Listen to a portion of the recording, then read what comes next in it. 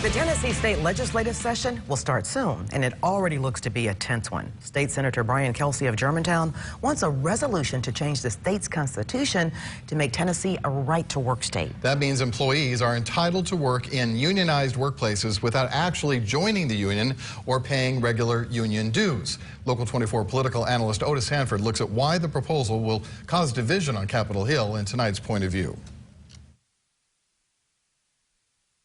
A messy political fight is about to start at the state capitol.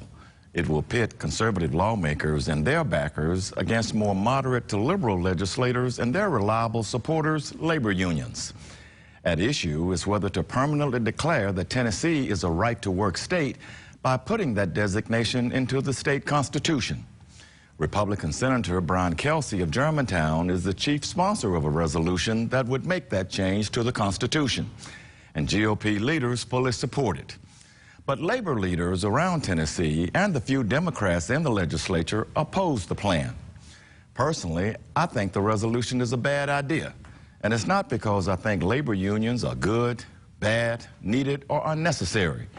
It's because I don't believe this kind of political issue should be permanently carved into the Constitution. Tennessee's right-to-work law is already strong. It protects workers who don't want to join a union. But in essence, the law gives employers much more power than unions. The resolution would have to pass in 2 sessions of the legislature and then be approved by voters.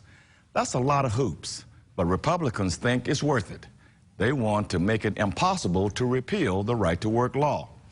But putting that language in the Constitution ties future generations to today's labor and political climate. I just don't think we need to do that. And that's my point of view. I'm Otis Sanford for Local 24 News.